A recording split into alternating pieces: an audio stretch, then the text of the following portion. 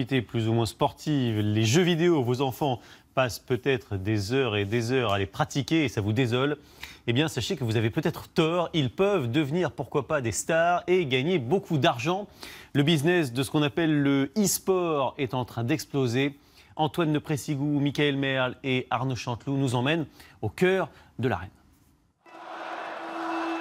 Leur entrée en scène est digne des plus grandes rockstars.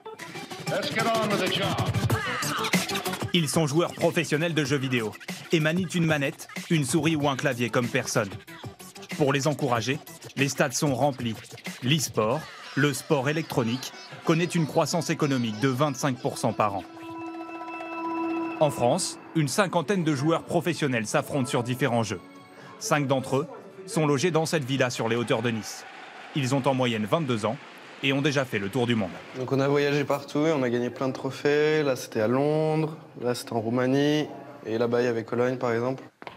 Allez les gars, on y va, c'est l'heure.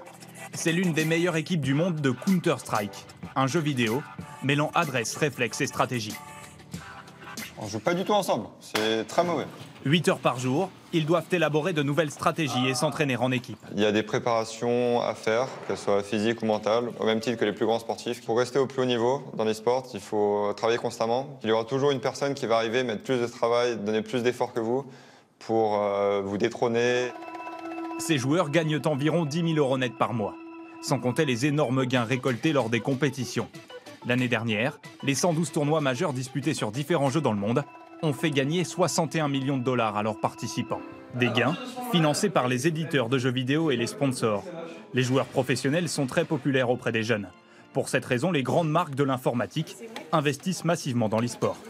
On paye les joueurs, on paye les déplacements. C'est un budget qui augmente d'année en année puisque la notoriété fait que ça coûte de plus en plus cher. On a choisi le jeu vidéo parce qu'effectivement, ça nous donne cette image de se rapprocher de tous ces jeunes et moins jeunes parce que ça attire de plus en plus de monde, qui sont tous nos clients.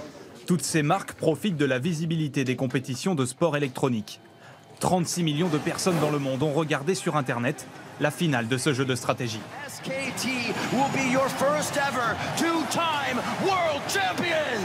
Dans certains bars, il est même possible de partager un verre en regardant un match d'e-sport. C'est comme si tu aimais le foot et tu regardais un match de foot. Nous, on aime bien jouer à Counter-Strike, du coup, on regarde des professionnels jouer et ça nous aide à nous améliorer aussi. On a voulu vraiment axer sur le côté social du gaming, prouver au monde que finalement les geeks et les gamers, c'était pas des gens asociaux, mais qu'ils étaient capables de venir comme tout le monde s'amuser un vendredi soir. Pour encadrer cet engouement, 2 parlementaires doivent présenter des idées au gouvernement d'ici la fin du mois. Il y a une vraie incertitude juridique. Il y a des compétitions qui se déroulent en France, mais théoriquement elles sont interdites, donc elles sont en fait tolérées.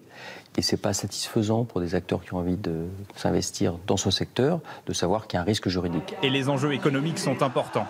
Les prévisions les plus optimistes voient le chiffre d'affaires de l'e-sport dépasser celui de la Formule 1 dès 2020. Comme on est